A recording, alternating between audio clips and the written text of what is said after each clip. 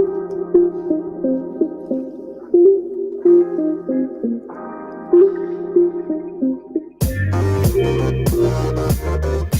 to the Wolverine Digest podcast, the best spot for objective and authentic coverage of Michigan athletics. If you want open dialogue, honest opinions, and in-depth coverage of the maize and blue, this is the podcast for you.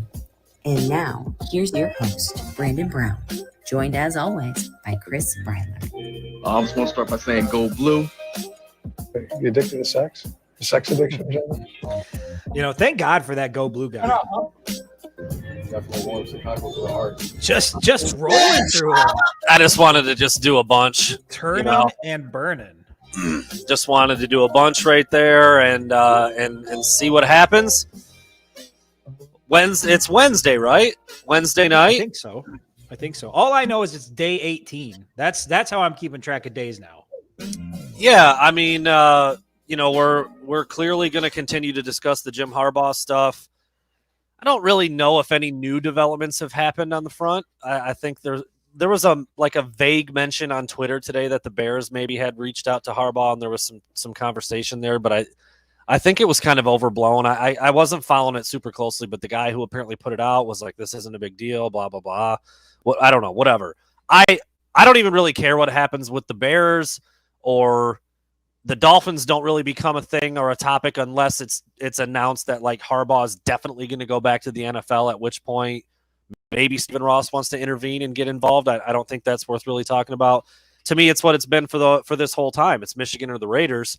And I think it still is. I think it still is that. I went on the radio today with Jamie Morris and talked about all that stuff, and they asked some really good questions, and we discussed a bunch. And you know, man, I mean, at this point, dude, and you can jump in here and tell me I'm wrong if you want to, but at this point, it is a given. It is obvious. It is clear. I would almost say it's completely confirmed. It's just a thing. Jim Harbaugh is figuring out if he wants to do anything with the NFL and if it's an option for him and if an opportunity is going to present itself. Is that fair to say at this point? I can't. Again, I feel like we say it every time we get on. I can't imagine any other scenario being realistic at this point. Like we've talked about, you know, it's day 18 since the season was over. You're on day 45 or 46 now. I've lost track since the Big Ten championship game ended. Yeah. This thing's been going on for a while, and you know, I don't know that there's. I mean, maybe you guys can answer. Anybody out there watching, is there still anybody left in this fan base that truly believes he's not looking around or that he's not having conversations with somebody in the NFL? If there's anybody out there, I'd like them to tap in because I'm interested to hear from you. Yeah. I mean, at this point, I don't know how anybody can objectively say that all of this is just, you know, NFL smoke and no fire, or people are just doing it for clicks, or they're just making stuff up, or they just want attention. I don't know how anybody can possibly get to that conclusion at this point.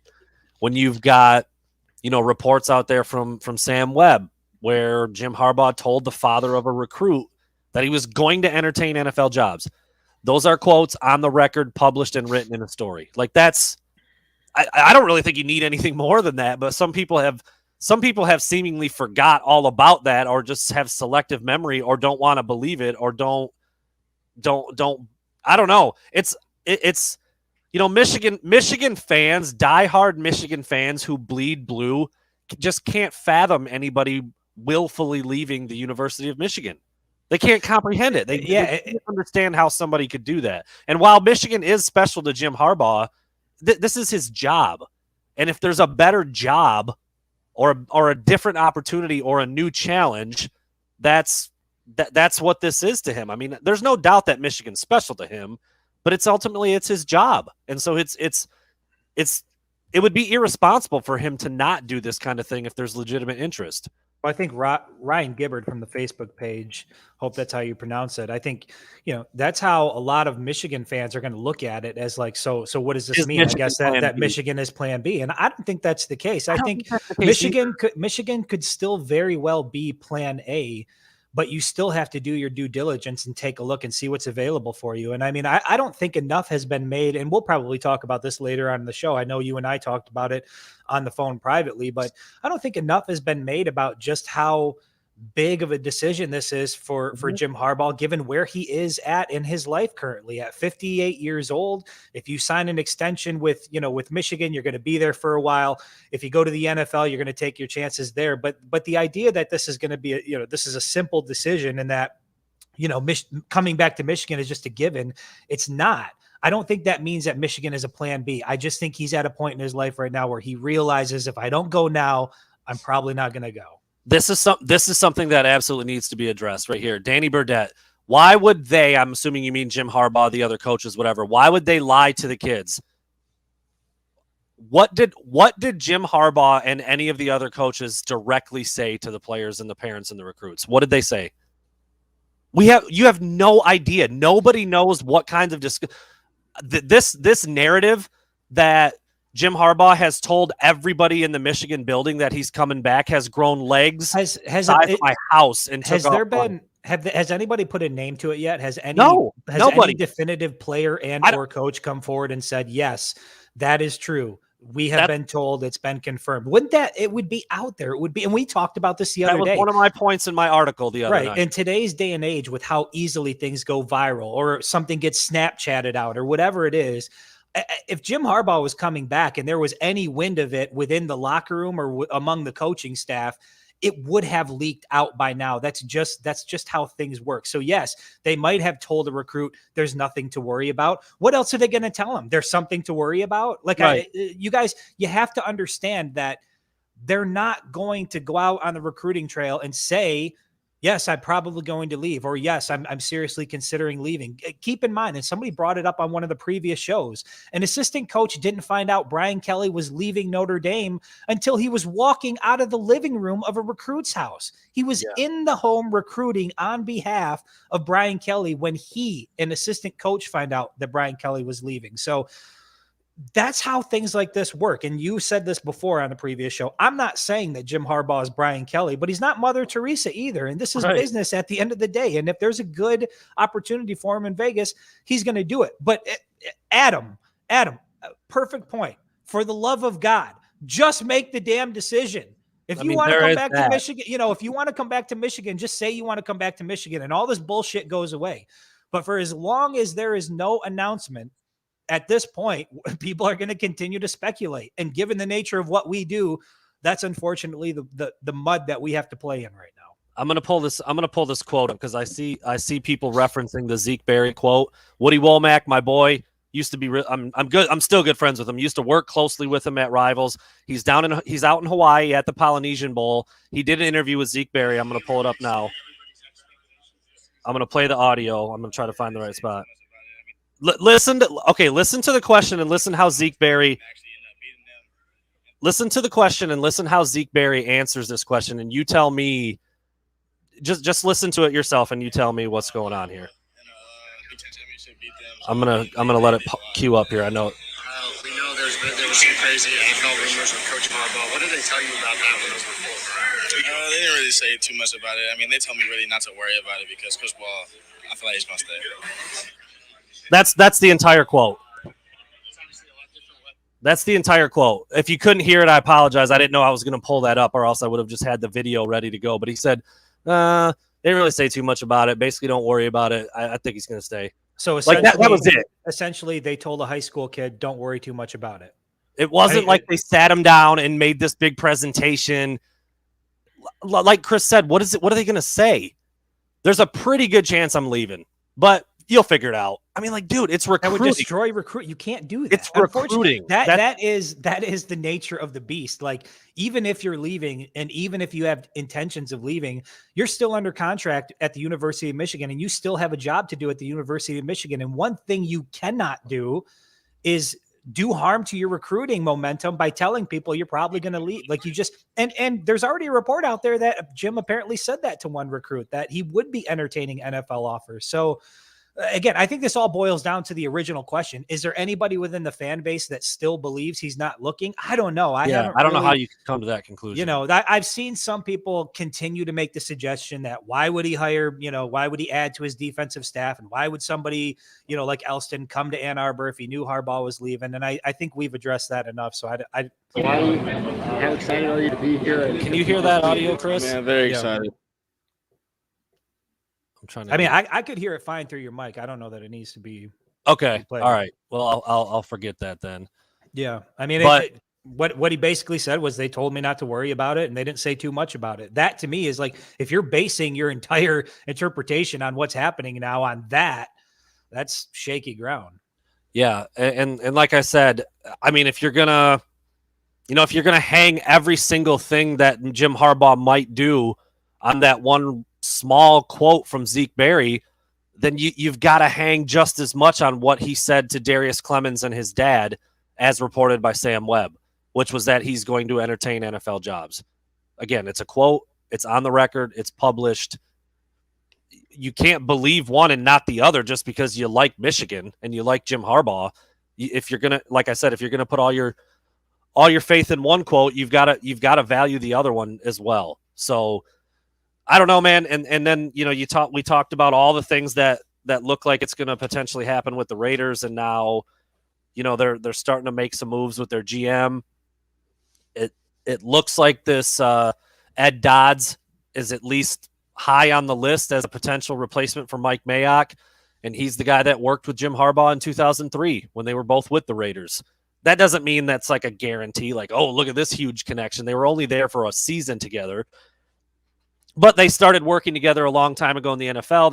They made a relationship with the Davises and with the Raiders. I think there's some value there. And, then we talked about the fact that Vic Fangio is sitting out there, a good friend of Jim Harbaugh, very good defensive coordinator. Pep Hamilton is sitting out there, very good friend of Coach Harbaugh. Quarterback coach, OC, has done many things for Jim over the years. There's just a lot of stuff, man. There's a lot of stuff that looks like this thing is kind of coming together. I don't know. That's where we're at on day.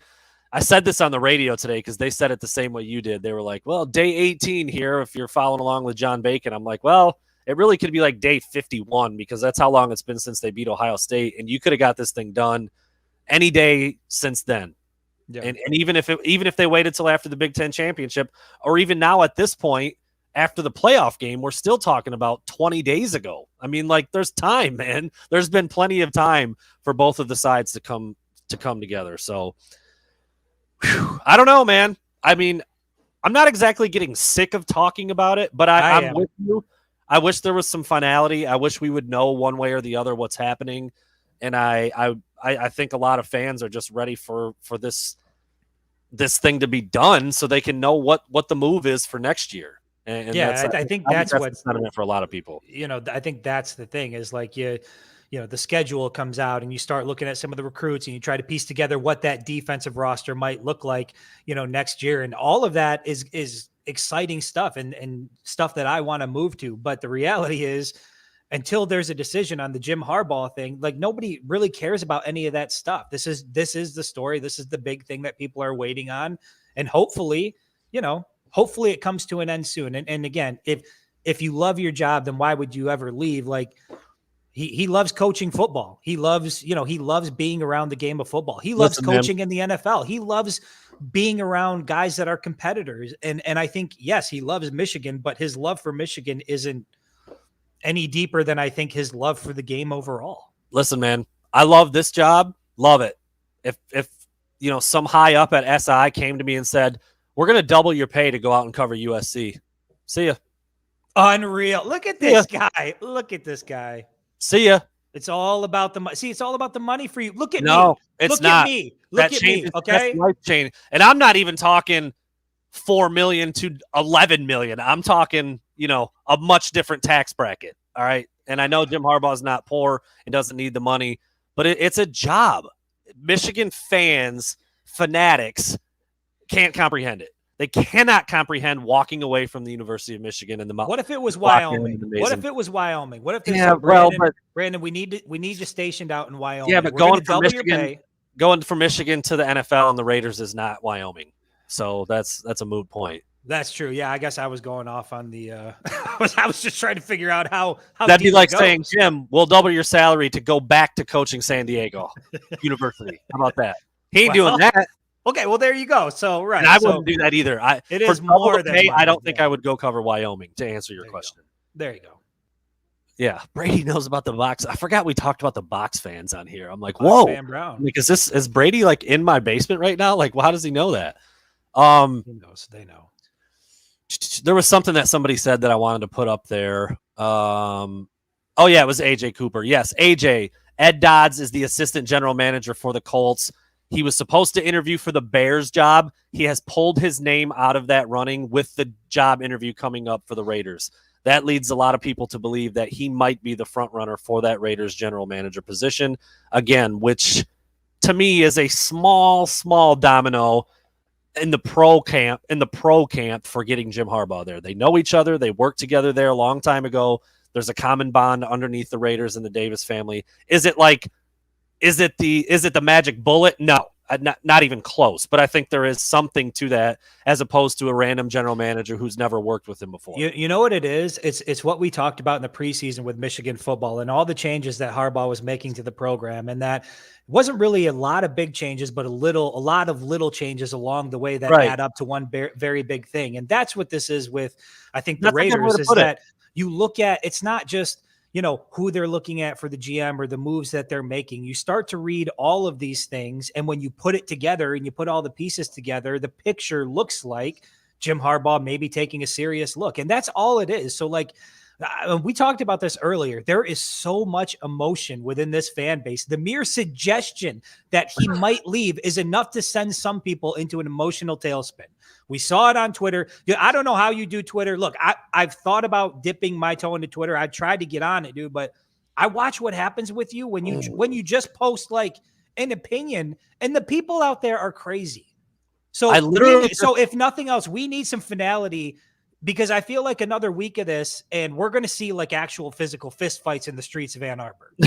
I literally just suggested that I thought the odds might be in the favor of the Raiders the other night. Honky!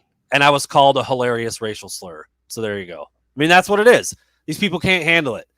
There's people on there who say they hate me, but they follow me and they have me on alerts just to talk shit whenever I say anything. But why would that elicit an emotional response? I don't know. I think the odds have now shifted probably towards Las Vegas. Why would that drive somebody to an emotional response? I don't know. And trust me, like this is where it's kind of funny. It's probably not the same number, but for all the people that come at me publicly on Twitter and like respond to me, I get a ton of DMs from people that are like, dude, I don't know how you do it. I can't believe that guy said that. I don't know what the big deal is. You're just talking about what you think. I really don't lose sleep over it. I've talked about this before. Stupidity bothers me. So I try to fix stupid, and you can't fix stupid. And I like to argue. I've always liked to argue. I'm good at it. I like to talk shit. I've got a quick wit and a sharp tongue. I don't mind getting someone's ass when they say something slick. That's a problem on Twitter. I'm trying to be a better guy. I'm trying to do better, Chris. I can't even do it. As far as I can see, all Twitter is within the Michigan world is Michigan fans and Michigan State fans fighting nonstop. And then, it's a very toxic environment. And I think I'm good with Facebook and Instagram. They think that there's only a couple people that can get information out there. Where have those people been right in this thing, by the way? I mean, there are a lot of people paying for subscriptions. What insider information have you had over the last week that I don't already know? I mean, it's just a weird thing. It's like I can't say something, but they can. Like I get information too. I do. Honestly, you know what, Dwayne? I don't have hardly any interactions with other fan bases. It's Michigan fans that just don't like what I say when I'm critical of Jim Harbaugh or like this stuff with the NFL. It is 98% Michigan fans and very little interaction with other fan bases. It's crazy how much that goes on in there. And it's weird too. You mentioned the subscription sites, like the ones who are avid subscribers over at 24/7 hate everybody who has anything to do with Rivals and those guys. It's such a freaking weird little high school group clicky. I don't know. It's a strange strange world out I there. think the I just want to bottom do line is- fun shit and get paid. I was gonna say, I think people just need to chill the fuck out and chill the heck out. And like, it's reasonable to suggest that he might be taking a look at the NFL given what's happening. That's reasonable. So Have the you ever fact seen- that you would suggest that or say that is a reasonable take. I think people out there just need to take a breath and like, I don't know, man. It's crazy out there. We need a decision. We need. Have a you decision. seen that? Have you seen that interview that Dave Chappelle does with Jimmy Fallon, where he's talking about the first time he ever met Kanye? He's like, they were at the Chappelle show. They were watching some skits, and the phone rang, and Kanye answered. He's like, "Yeah, I'm watching some skits with Dave Chappelle." I feel like that. I'm like, "Yeah, I'm covering Michigan football because my life is dope, and I do dope shit." That's all I want to do. I just want to do this. It's fun, and just do my job and get paid, and that's it. I don't know why people get so angry over. I don't know. It's weird. It's an emotional time. I think it's an place emotional out there. time for everybody. It's an emotional time. Dwayne's got it. He's got it right. Twitter's not a real place. Like, you can't go there. Luckily for those people, because there's like Maize and Blue 89 forever, and then they just with a picture of Bo's balls on their profile, and that's it. And they just talk shit all day, and they don't have to own up to anything. There's a few who put their real name out there and will run their mouth, but not very many. Not many. And then as soon as you ask them, I mean, this was a thing we did for a while there where I would say, well, come on to the pod. Come on to our live. I'll talk to you about it openly. Never had one person take me up on that offer. Not one. So there you go. I don't have any problem putting my name in my face out there because I'm not doing anything below board. I'm just talking about football, man. That's it. Chris, why don't you tell everybody what your suggestion to me was tonight, because I like it and we're going to do it. Look, we've kind of been flying by the seat of our pants. I think really ever since the college football playoff was over. Yeah. We came back. We needed to decompose, decompress, whatever you want to call it. I got COVID. You were sick. You know, who the hell knows what was going on? But in any event, we got thrown off our schedule. And I thought, man, it's been a long time since we have done one of my favorite segments, which is burning questions. And so I figured tonight, before we get into the Q&A with the fans, which shit, we're already 20 minutes into the show. Doing it, yeah. You know what? Let's just get some burning questions out of the way to really get the conversation. We need to take it. We're here right now, Brandon. We need to take it from here to here. I'm ready. Okay? From here to here. I'm ready. Burning questions. I'm absolutely ready. You want to go first? Go ahead and go first. Do you have the burning questions music? The cockles? I need it all, man. Can you hear the music now? It was. I got low. it. I got it. Definitely warrants the tacos to the heart. There Definitely we go. warrants the There tackle we to the go. heart. All right, here we go. Burning questions. I'll start. Is that really loud? No, it's good for me. I'll start us off. This is something we haven't talked about yet in the show, but I'm curious to get your answer. Earlier today, reports came out that Michigan, the University of Michigan, came to a settlement with survivors of the Dr. Robert Anderson abuse scandal, a $490 million settlement. I broke down the numbers. There were over 1,000 victims that came forward. It breaks down roughly to about 500,000 per victim. So here's my question to you. 490 million sounds like a lot. Is it enough? Is the settlement enough? This is not me dodging the question. I don't think I have any right to say whether it is or not. I mean, that's just I don't know. I don't know what kind of pain and depression and suffering it's caused for some of those folks. So I don't think that's for me to say. The number sounds big. I mean, we're talking $500 million.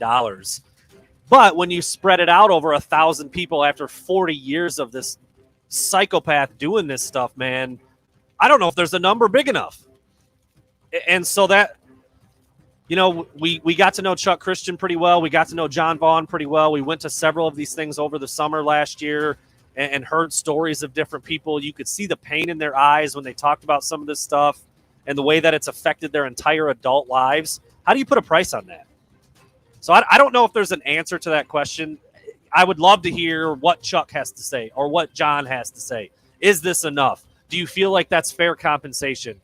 I mean, John's been pretty upfront that it was never really about the money, but he wanted something. He wanted accountability. He wanted somebody to pay for this nonsense, both maybe financially, but also just, in being accountable for what happened. Take the blame and do right by the victims.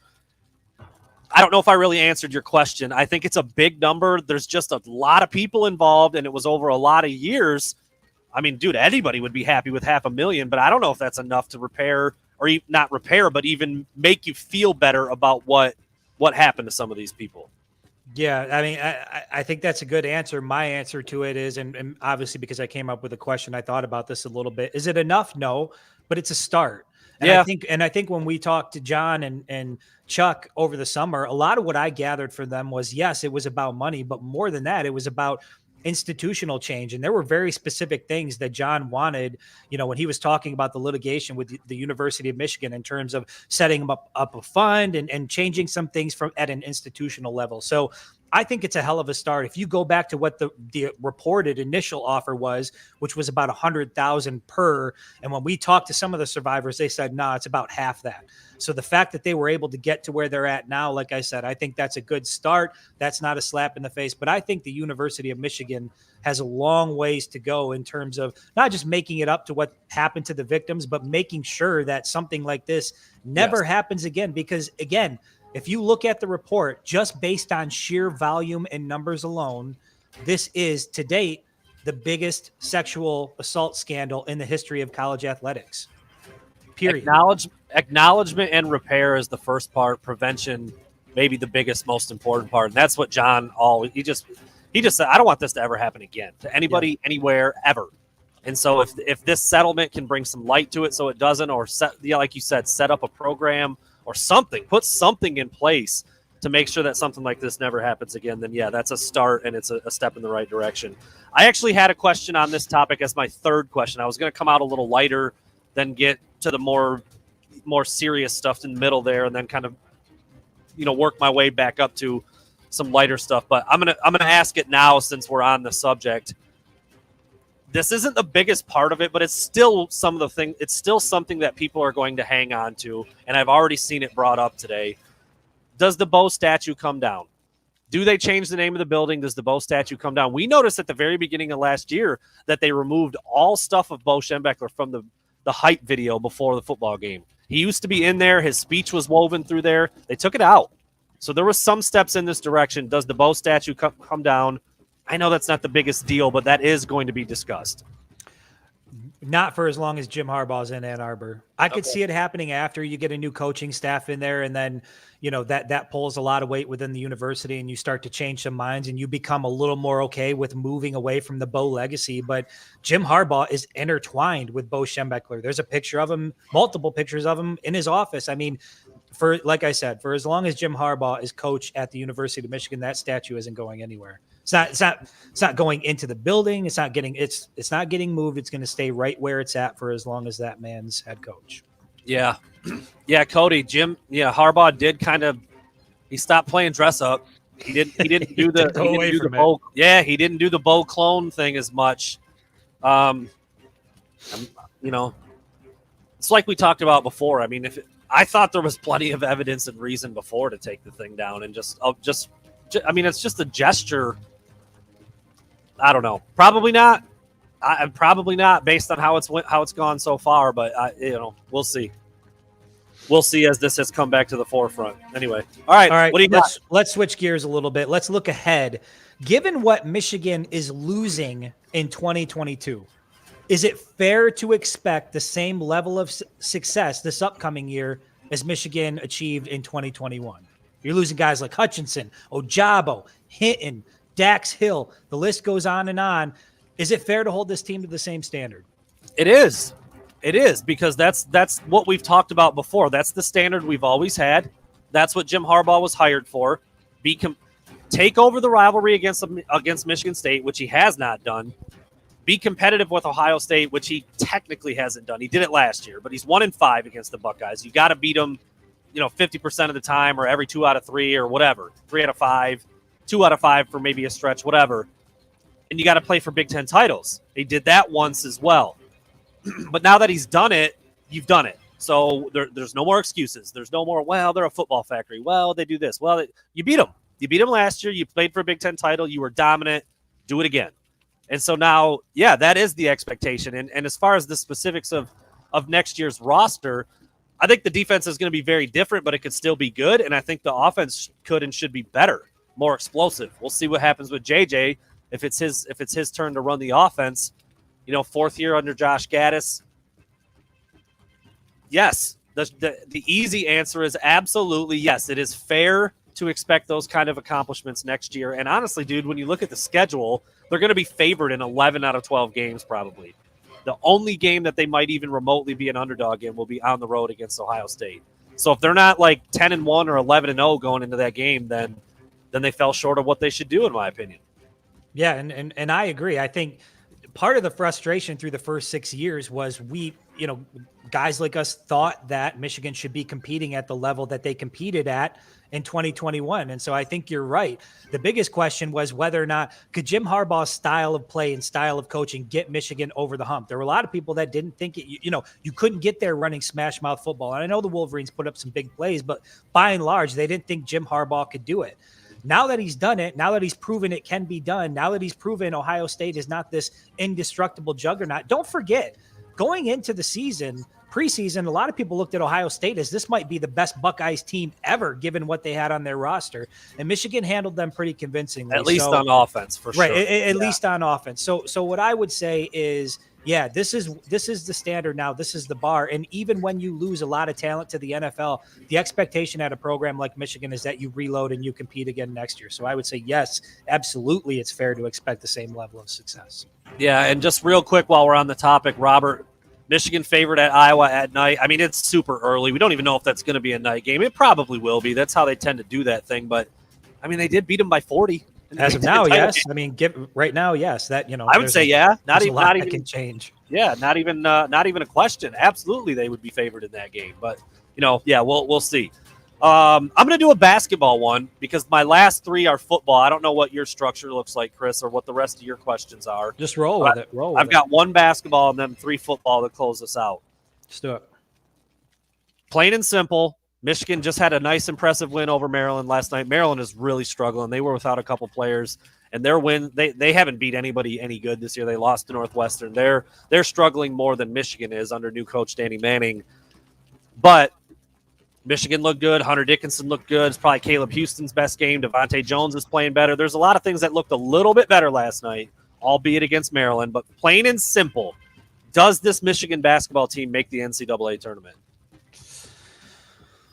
No. And the reason I say no is for what we talked about back on Monday at this point, which was look at the remainder of the schedule and tell me which of those games you feel extremely confident about. There's not one that I feel very confident about. And you know how it is in basketball. You play a lot of games in a short amount of time, and it's real easy to go on a losing skid when you're struggling. And so I think as it stands now, looking at the first, 15 games, 16 games, I would have to say no. Yeah, 8-7 right now. They've got a couple winnable games coming up, Indiana and Northwestern. Michigan can beat those teams. They're more talented than both of those teams, but Indiana does have Trace Jackson-Davis. He's a really good big man. You just got to get more consistent. You gotta find more energy. You got to cut out the mistakes.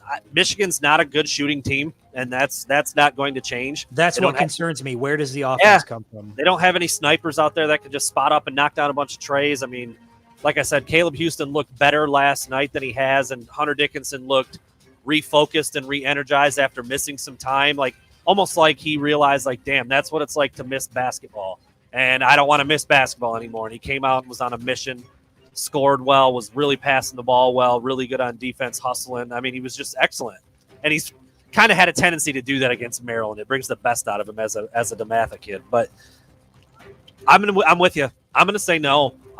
You start out like that, they're just a game above 1,500. I don't know where they're going to get enough wins to get in, enough good wins. I just haven't – I mean, they haven't beaten any team, maybe San Diego State, that would even be considered a quality win at this point. All the good teams they played against have beat them and kind of bad. So I'm going to say no. We'll see what happens with the roster and how they look the rest of the way. But, yeah, I'm going to say no as of right now on January 19th. All right, man, here we go. Now we're going to start to get into the juicy stuff. We're at the tail end of this thing. Juice. There's only one man that I want to talk about from here on out, and I'm going to start off here. Juice. Do we have a juice drop? No, we're going to. Okay. Some of the juice. Given all that's currently open in the NFL right now, Las Vegas, Miami, Denver, Chicago, New York, on and on, is this Harbaugh's best and possibly last shot at a return to the NFL? I think it is. And I think that's a big part of why he's figuring it out and taking some time. He's 58 years old. You and I talked about this today when we kind of started setting up what we might talk about tonight and just kind of the happenings of the day. If Jim Harbaugh comes back to Michigan and proceeds to return to the norm and goes 0 for 4 against the Buckeyes the next 4 times he plays them, or even 1 and 3, or I mean, shit, even if he splits them 2 and 2, I mean, that overall record is not strong. His stock is never going to be this high again unless he does what he just did again, and that's going to be really tough based on what we've seen in 7 years. I mean, like, I'm not trying to be a dick or take away how awesome this season was and how much fun it was to cover and how good of a job Jim Harbaugh did. But if you had to put money down on what the next season or 2 might look like, I feel like you'd be a little silly to expect 2021 versus the other 6 years. Now we'll see. We'll let it play out, and we'll let it develop with the staff and another year under their belt, and some changes being made and new players and new faces and stuff like that. I mean, every single year is a new year. But the window for him to go back to the NFL and get a job that's desirable in a place where he's got some ties. I mean, like, shoot, I said this before. If you could write down the 5 jobs that make the most sense for Jim Harbaugh, like 3 of them are available right now, which means they're not going to be available again for probably 2 years at a minimum. I would say Las Vegas, because he started out there, his relationship with the Davis family. The Bears, same thing. He's got connections there. He played there. He knows the owners there. What, you know, most people think the McCaskies are idiots. That's for another discussion. And then the Dolphins with Stephen Ross as the owner. So, yes, I think this is his last chance to go, and I think that's why this is a really tough decision for him, because if not, he probably finishes out his career at Michigan, and then that's it. And that's exactly where I'm at as well. I feel like at 58 years old, if you don't take the opportunity now, given what's available, those teams that I listed out, you wonder how many good opportunities like that are going to come along in the future. And again, can Jim replicate the success he had in 2021 and subsequent years? I don't know, but his stock is really, really high right now. And you alluded to it. If you look at the 7-year career in totality, the odds really aren't in his favor of being able to at least replicate a year like that. And so we'll see what next year looks like. But you're right. I'm viewing this as the best and quite possibly the last shot at a legitimate NFL return. Matt Paquette. A lot of ways to pronounce that name there, bruh. The way NFL coaches are fired and hired, there could be more chances. I don't disagree with that sentiment, but I like Cody's follow-up. He's not going to one of these dumpster fires, though. He's not going to Jacksonville. He's not going to Houston. He's not going to – I'm trying to think of one of the other ones that's available right now. New York. I think New York is intriguing, but they're terrible there. He's going to go to a team that's like decent, got a shot, that he's got some connections to, and because of that, there's only a couple options, and 2 or 3 of them happen to be open right now. TRD, BRD, you guys must just be stupid. He could go to the NFL anytime in the next 3 years. No, he couldn't, because he couldn't go last year, and he probably couldn't go any year before that. And his stock was only high enough to go back to the NFL like a year or 2 after he got to Michigan, and he was never going to leave at that time. And he's not just going to take. He's not going to take any NFL job. He's not going to take any job. Yeah. So that, I mean, I don't even know why we answer people. See, people like that are the reason why I hate social media. There are job openings every year, but I just said it, dude. Listen, he's not going to Jacksonville. He's not going to Houston. He's not going to. There's a bunch of bad teams out there. He's not going to those teams. That would make no sense in this trajectory of his career. None. So, yeah, I think this is okay, bros. I'm sorry. Well, you call us idiots. What the hell do you want? This fucking guy. I don't see it. If he doesn't go this year, he's going to ride the wave at Michigan for a while until that has run its course completely. That's what I think. My turn? It is my turn, Is right? it your turn? This is a This is a surface level question, but it's fun to All right, talk about let's because hear we're all pulling for this dude, and I am curious to see what it looks like next Let's year. hear it. How many catches is Ronnie Bell going to have next season? You can ballpark it if you want. I mean, I'm not, whatever, but I just know you were so pumped about him this year, and then the unfortunate happened, and he's going to come back with a chip, and hopefully he's healthy and physically ready. How about this? They obviously have a lot of talent at the wide receiver position. They've got a lot of options there. But if the over-under is set at 43, Okay. I would take the over. Okay. I could see him being somewhere in that 45 range. The number I had in my head was 40. I mean, I would have said 40, 42. That's what I would have said. I mean, 3 a game here with 6, a game here with 2, maybe one game with 8 or 9, 42, 45 catches. That's kind of what I see. I mean, you could map it out and really look at like, I think this game might go this way. Here's what he's at. Yeah, Colts, we're back to the other question. Colts would be another one on the list of jobs that I think he would be interested in. It's not open, and I don't know if that's going to be open. They're a pretty good team. So anyway, yeah, Ronnie Bell, how could you not be excited to see him on the field next year? He's chomping at the bit. The dude's a captain. He's a worker. He's very good at football. Like, he's going to help whichever quarterback is throwing the ball out there. Hopefully, it's a little bit more prolific of a passing offense next year. I think it's going to have to be. But I'm excited for him, and I would say yes, in that 40 to 50 range feels pretty safe. All right, man. Here's a question I have, and I've seen it come up a lot. Let's assume Jim Harbaugh does leave. Let's assume he takes another position. Which guy currently on his staff is most likely to go along with him?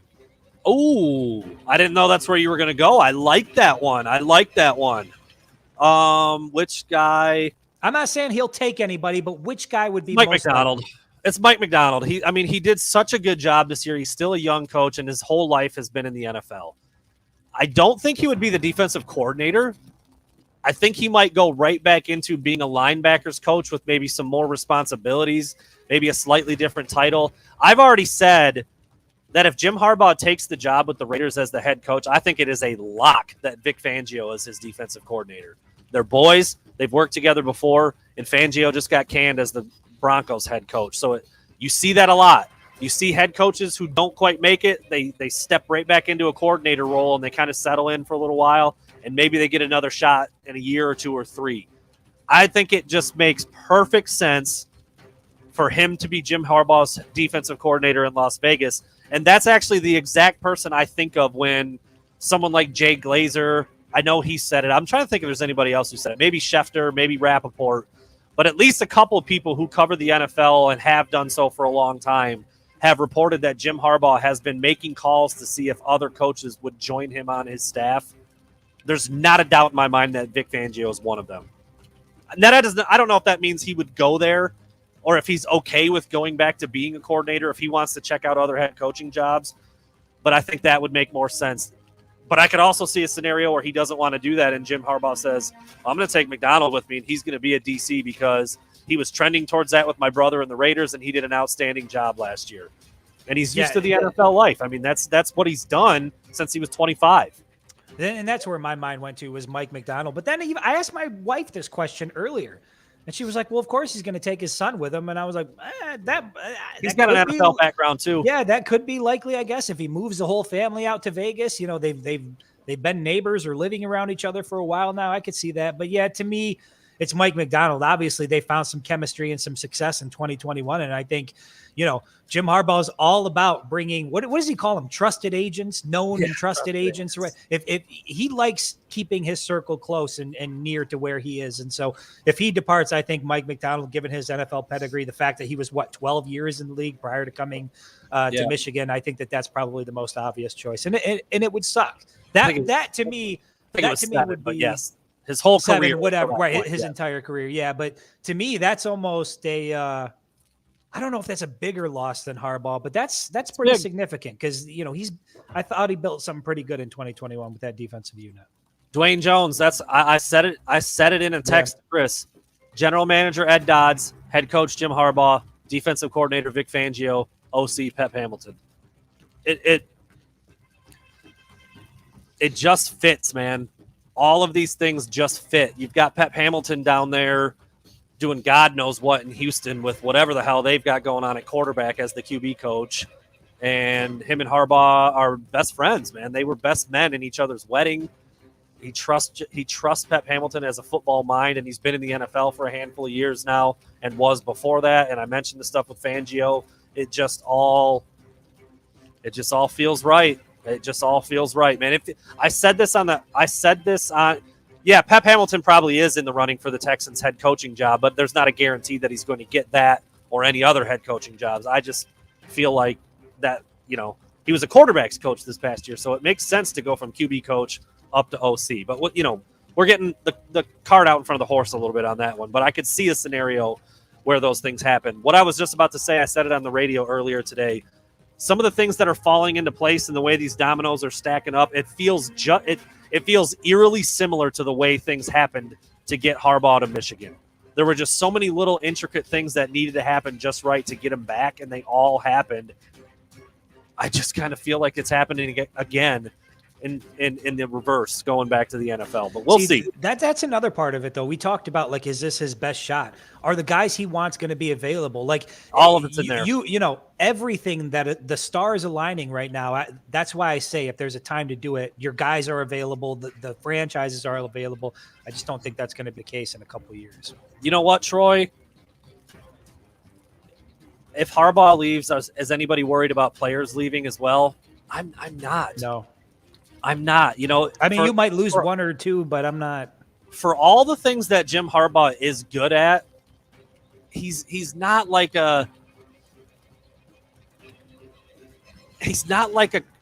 okay, for instance, and this is just a fact, man. How many NFL players that came from Michigan do you see going out there like talking glowingly about Harbaugh and saying like, I love that guy, man. He did so. You don't see it. And that's not like a horrible thing because he's not the only coach like that.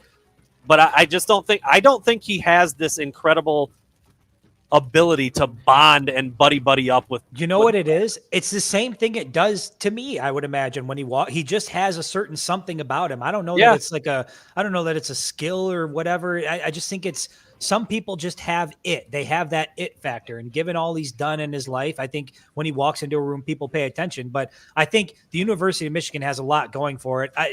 Of course, they might lose one or two players, but I don't think it's going to be devastating. You're not going to lose a kid like J.J. McCarthy if that's what you're getting at. Dwayne with another great point. This is where it would get interesting. If assistants leave also in the fallout of Harbaugh leaving, that would worry me much more about players and recruits sticking your with position coach. Yes, much more.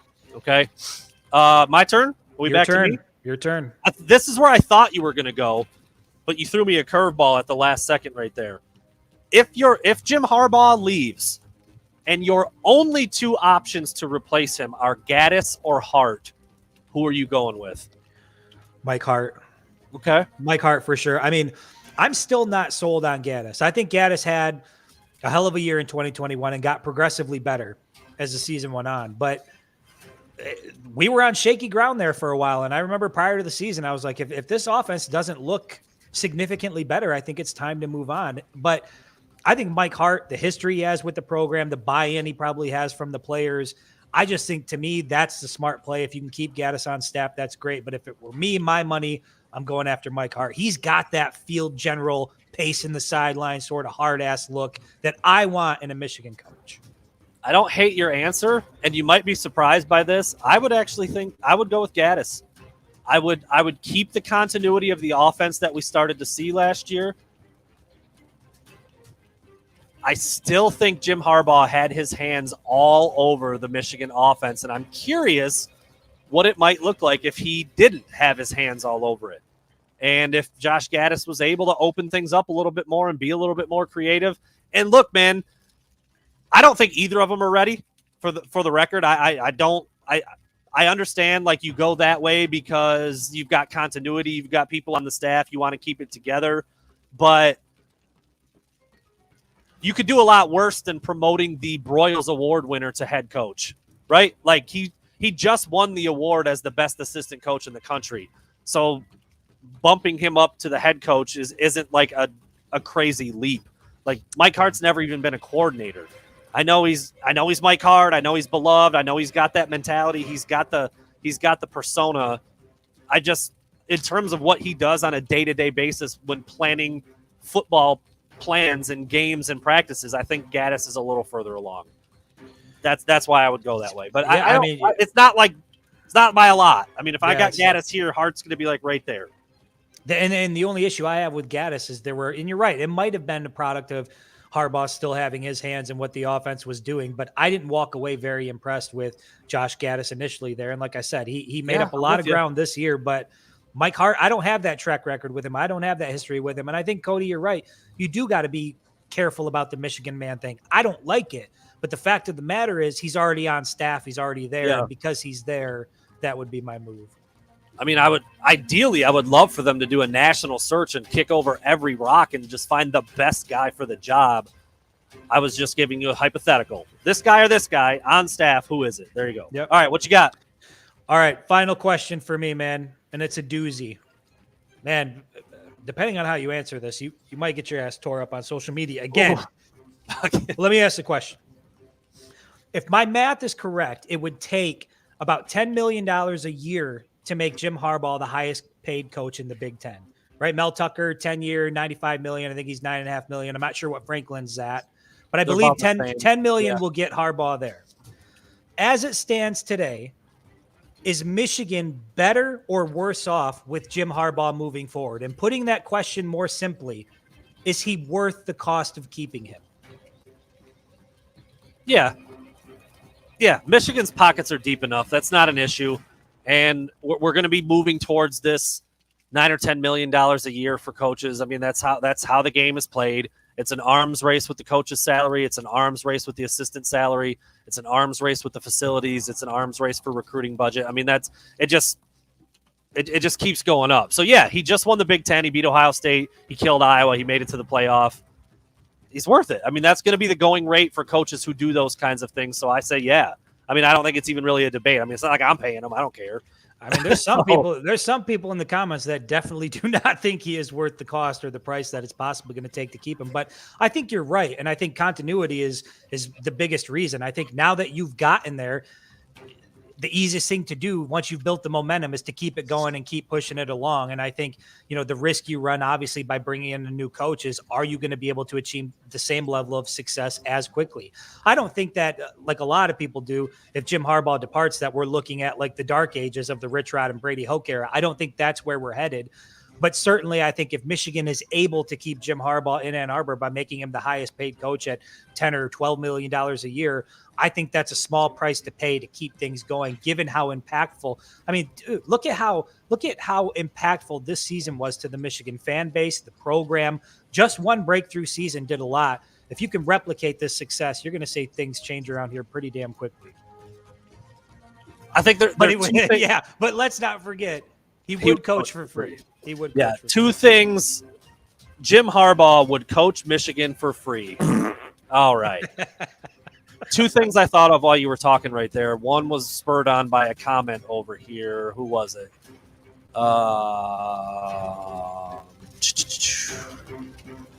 There it is. Robert Richards. Without a successor or someone who makes a ton of sense to take over for him, you pony up.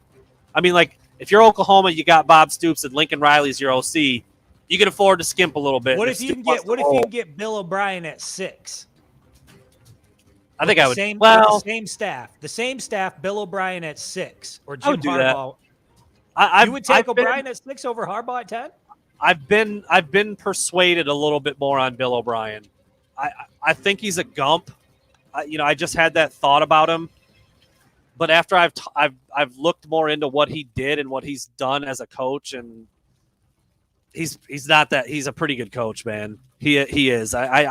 He wouldn't be my top choice, but if you could get him for half and then spend that money elsewhere on a different assistant or whatever, then yeah, I think I would probably do that. Look, if it's Stephen Ross's money, I would pay Jim the 10 or 12 or whatever he's asking for, and just. And then the other point that I was thinking of was, I forgot it now. Oh no, one of my sticking points was always Jim Harbaugh. You're getting paid to be an elite coach. You're getting paid to win conference championships and beat your rivals and go to the playoff, and you're not doing it. Well, he did it. So pay them. I mean, that's why you pay those guys that kind of money to beat the tier 1 teams. I'm not sure. I wouldn't put Michigan in tier 1 yet, but they're approaching it, and they beat a tier 1 team in Ohio State. You put together another season like this, and you're a tier 1 program. And then you won a conference title and you played the playoff. And you're clearly not on that level just yet, but you're getting there. And he did it. So you pay him. You pay him like he should be paid for doing what he did. You know what? Case in point, Michigan State is not a tier 1 football program, but Michigan State did win a Big Ten championship and go to the college football playoff in 2015? 15, yeah, that sounds Problem is they didn't replicate that success. And so you can see what it means for a program when you don't replicate the success. So yes, this year was great, but really where you earn your money is doing it in subsequent years. And I think if it means paying up to keep Jim Harbaugh there and give yourself the best chance to do it, I think absolutely you pay the guy 10 or 12. He's earned the right to be the highest paid coach in the Big Ten as of now. Yeah. I mean, because the only one I would say you could even have a discussion should make more than Jim Harbaugh's Ryan Day, and he just beat him. Yeah. I mean, I know why Mel Tucker got what he got. I don't really know why James Franklin got what he got. I know he won a Big Ten title too, but I'm just not there with him. Because who else are you going to get? If Michigan State doesn't do what they did and lock up Mel Tucker, he's going to get swiped away by a bigger program who will do that. And they can't afford to let him get away after what he just did and the way things look like they're trending. So, yeah, Jim Harbaugh. West Coast media, I wouldn't say it's low-key in our favor. I would say it's high-key in our favor. There's nothing low-key about that schedule. Schedule is a snoozer. That schedule came out, and I looked at social media, and I saw 10 wins was like rare. Most people were like penciling in 11 wins, book it, undefeated going into the final week in November. So that's already where the bar is at. You look at where the mindset was in the fan base heading into 2021. Nobody knew. I mean, 6-6, 7-5, whatever. Now, a year later, it's like 11 wins, undefeated heading into the final week in November. Yep. And this is exactly the point, Cody. Yeah, and Michigan State has to pay like a tier one program because they're not. Yeah. So in order to keep a guy that they really want, they got to pony up, and that's it. All right, this is my last one. Are you done? Did you do all your 5? That's it. That was my final. Yeah. I mean, I'm coming out with the big gun at the end here, dude. I don't know exactly what you're going to say here because I don't think I've asked it to you this way yet. Give me your probability for Jim Harbaugh's future. NFL, Michigan, 50-50, 60-40, 30-70. I want your NFL number first, your Michigan number second. 45-55. Okay. 45 NFL, 55 Michigan. I still think the most logical landing spot for Harbaugh is Michigan, given everything he has. He's got going with logic on Jim Harbaugh. Got Correct. it. Yes, got it. He's got a support system in Michigan that he won't have anywhere else. They're going to be, apparently they're willing to give him whatever it is he's been asking for. I do think that there's going to be an enticing offer available in the NFL, but I don't know that it's going to be enough to pull him out of that cushy gig at Michigan. That's just what my gut tells me now. So I'm 45-55 in favor of remaining at Michigan. I'm going 52-48. Okay. NFL over Michigan. You're more leaning NFL now. Okay. Well, hence the tweet yesterday. Slightly. The tiniest bit. To the point where, if he signed his deal right now to come to Michigan, I'd be like, all right, yep, I see it. I mean, I really think it's as close to 50-50 as you can get. And I truly, and I'll tell you this, exchanged a few DMs with the old Baconator tonight before I hopped on here. Because we got pulled into a thread on Twitter. A guy was asking some questions, and John and I were both answering them. And so I DM'd Johnny U. Bacon. I DM'd him. I said, all right, John, let's cut the shit, man. What's Harbaugh doing? I know you know. And he just laughed. He said, I don't, and I don't think Jim does. And I think that's it. I don't think Jim Harbaugh knows what he's going to do. So I don't know how anybody can really go in either direction much past 50-50. And that's not you didn't buy much. What'd you see? 55. No, 40? I mean, I think what you're referring to are the people out there who 90-10, 75. No way. They're not even saying it's 90-10. They're saying it's a done deal. It's already happening. There's just, and Let's Toast Media working on an interesting scale. He says 55-50. That's more than 100. So that's interesting. Yeah. And I just don't know. Yeah. John Bacon's got a book ready for either decision. Probably for for the, Ron, dude, God bless you. but 19-81 in favor of Michigan. Like, what? How? How can you possibly come to that number? 19 I know and 81. I've seen a lot of people coming with this Bleacher Report. Oh, like out of 100? Yeah, 19 that he's going to the NFL. 81. It's a strange split. You'd probably just go 80-20, but it's fine. I mean, I realize I did go 52-48, but that's only because I want to make it about as close to it as you can. You went really odd numbers. 19 prime number. 19 is a prime number. We're really getting weird here tonight, man. Really getting weird. Dude, when we start getting into decimal points on our predictions, it's getting real out here. We got long division going on the pod. We're just really trying to figure it out. I'm trying to find this Bleacher Report thing because everybody keeps throwing that up there. I mean, but as I'm looking for it and haven't found it yet, is it new? What is it? Look at the Bleacher. What are we looking at? Okay. Sources say, Bleacher Report, Michigan sources say Jim Harbaugh would accept Raiders head coaching job if offered. I mean, that's not that different from what I've been feeling. Aren't you the Michigan source saying that? I am. Yep. Well, no, but in all seriousness, it's me. I'm sources. I said, even if the Raiders offer him a job, I'm not positive that it would be enough to take him away from Michigan. You know what? I feel like we're going to have to say this every damn time we're on the show. Kevin, yes, he's still recruiting because his job is to be the Michigan football coach. He's still going to continue to do his job. He's not out. Listen, he's not out doing the negotiations himself. He has people doing that for him. He is continuing to work in his capacity. I don't understand why people struggle with that. This idea that people can just stop working while they're looking for another job. You can't. That's what I was just going to say, Kevin. So you think the alternative and the only sign of him maybe thinking about leaving would be he's just bunkered down in his house, not doing a damn thing? I'm not doing a damn thing till I talk to the Raiders, Ward. Nope. Okay? Nothing. I don't care that I'm making $4 million a year, that I'm under contract, and that recruiting season is in full swing. I'm sitting at home. I'm playing Golden Tee. I'm watching Married with Children. I'm drinking beer. Oh, and I'm looking for another job. That's all I'm doing.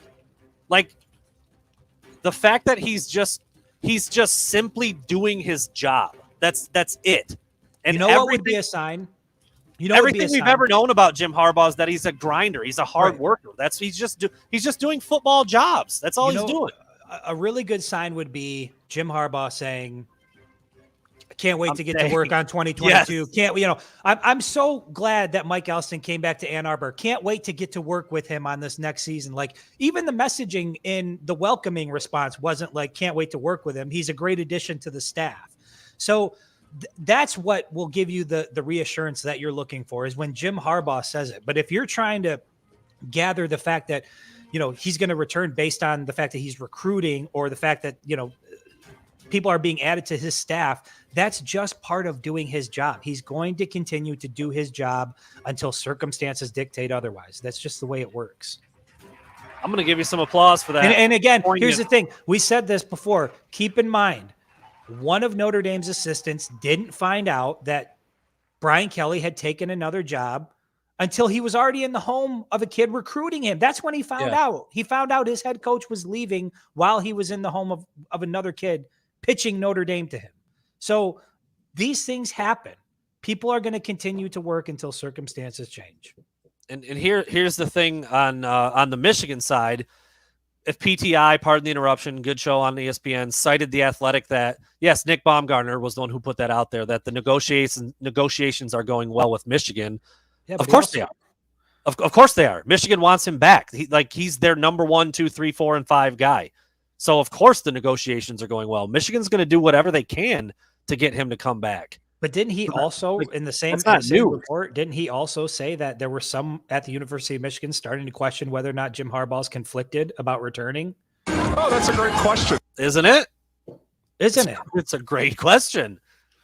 Yeah. No, I mean, it's very, very obvious that he's conflicted, that he's thinking, that he's trying to figure out what to do.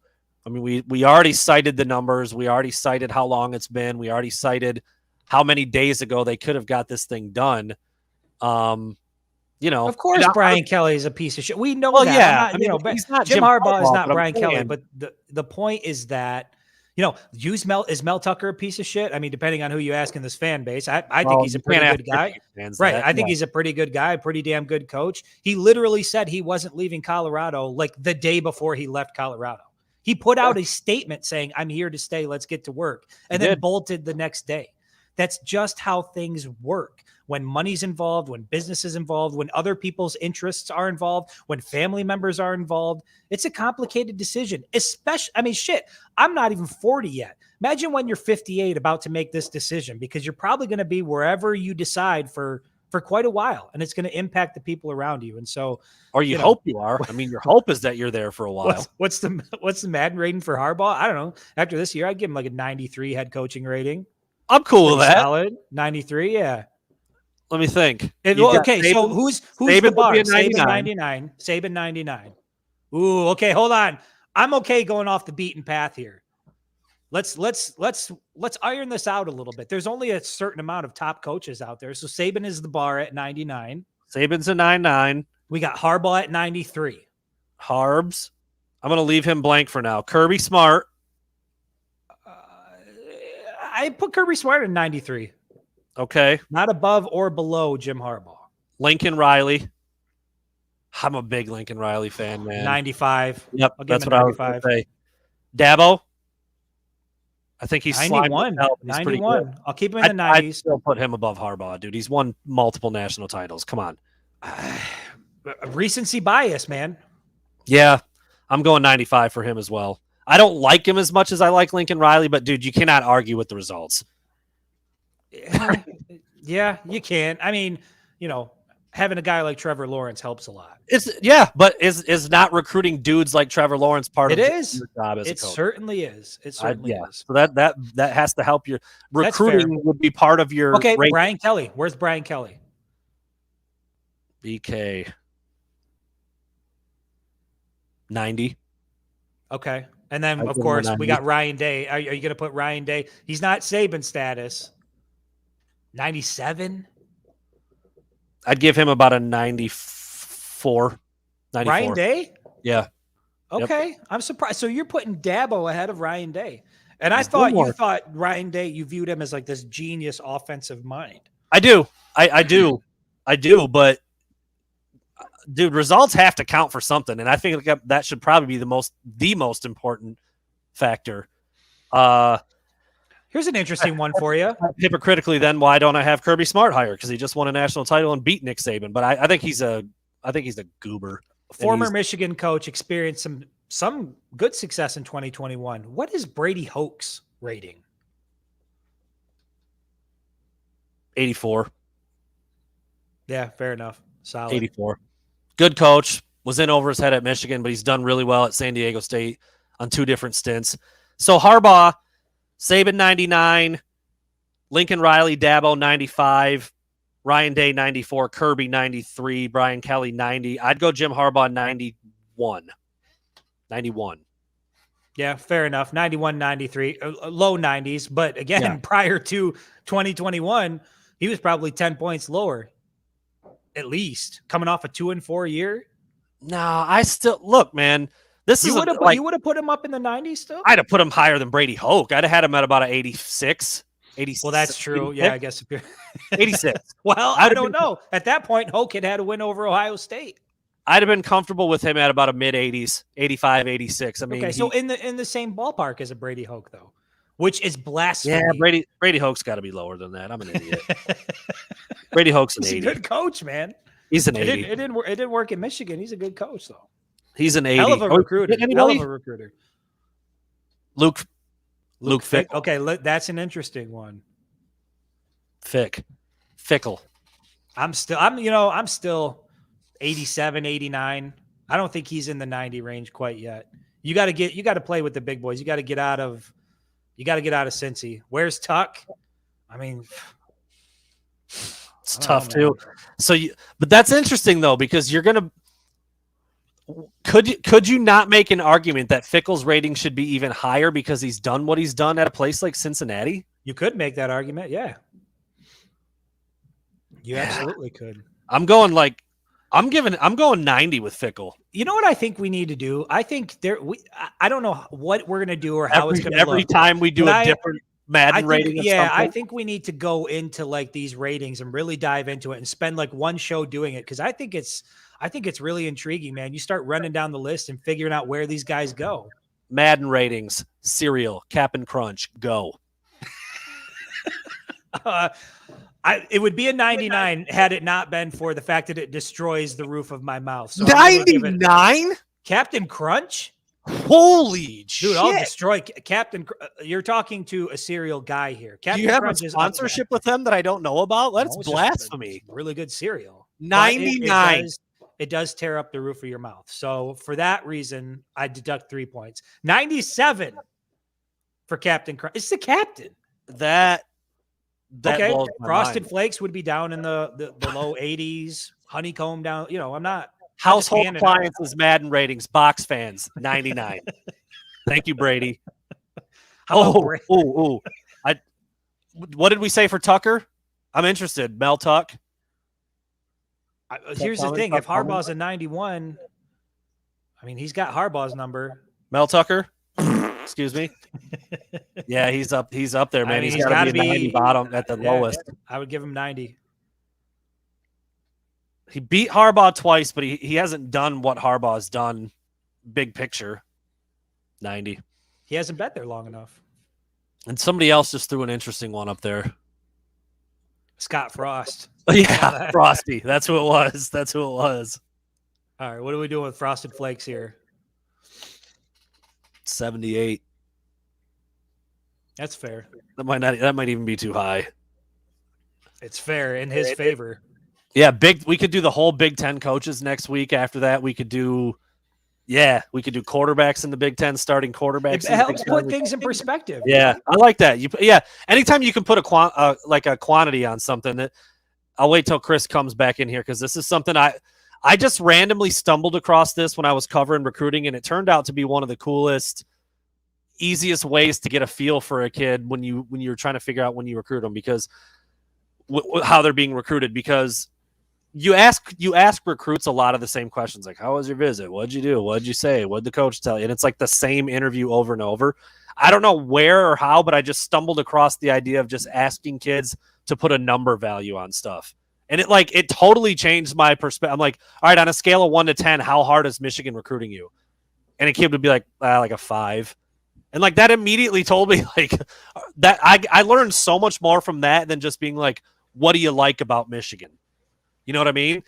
So I'm with you. I like this sliding number scale thing. This is one that I want to hear. Lloyd Carr, where do you put him at? Lloyd. Can't spell Lloyd without probably my favorite all-time Michigan head coach, Lloyd Carr. Won a title. Won like 70. When I think of a general on the sideline, my mind goes straight to Lloyd Carr. Watching him work the sideline and work the referees and get in their ass. I grew up on that, man. He's got to be above Harbaugh, right? He won a title. You know what? I'm giving him a 97. Wow. For the championship year. How about that? The same year he won a natty, I'm giving him 97. I was going to say 92 before I even knew what you were going to say. Fair enough. So I'll go 92. That's fun, though. All right, we got to stop because we could do that all night, and it's time to go. Jesus, an hour and 13 minutes. I know, man. We just get it rolling, man, and we can't stop. Can't stop, won't stop. Well, that Bleacher Report is what I was going to say. That Bleacher Report's pretty interesting. I'll have to dive into the actual. Urban Meyer's an interesting one. I mean, he's a dickbag. 99. He's a 99 college coach. I mean, you got to give it to him. I'd put him a shade under Saban, so I'd say 98, but he's right there. Right there. I mean, to me, him and Saban are on equal footing in the college game. You go. You go Urban Meyer's to 99, -1. There you go. Because the one's busy. Yeah, the one's busy. Occupado. 98. All right. Well, it's going to be Friday here in a couple days. I was told that a public decision, would probably be made on Rich Bisaccia, the current interim head coach for the Raiders, by Friday. I think it's already pretty much a foregone conclusion that he's not coming back. I was told that Mark Davis is in a really tough spot because he doesn't really see Rich Bisaccia as a true head coach candidate. And you can look at how the rest of the league is playing things out. He is not mentioned for any jobs, and there's 8 of them open, not one. Not a good sign when nobody wants your guy. Yeah, nobody really is viewing him as that kind of guy. But he did a good job with the Raiders. He won over those players, and he earned the respect of his peers.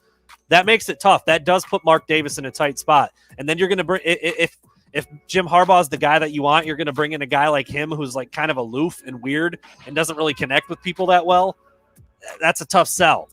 But do you want to battle through a tough sell and win a lot of games, or do you want to keep your millionaire players happy in the locker room for a couple weeks until you start losing games? Yeah. I get it. It is kind of a rock and a hard place, and Bisaccia did do a good job and took him to the playoffs, but it's pretty clear that he's not who people want as a head coach. So I would say, as we're trailing out here, Brady, yes, absolutely. When an announcement comes, whatever time that is, whenever it is, Brandon and I will hop on the live and we'll talk about the details. Oh yeah, that like breaking news type of thing. Yeah. Like, boom, let's get on there. Let's discuss it for sure. Yeah, as soon as an announcement comes, man, we'll be on. All right. Thanks everybody for listening tonight on a Wednesday. We'll be back on Friday again. We're still going hard 3 days a week. I don't know if that's going to change for a while, but we'll be here on Friday. Thanks for listening, everybody. Take care.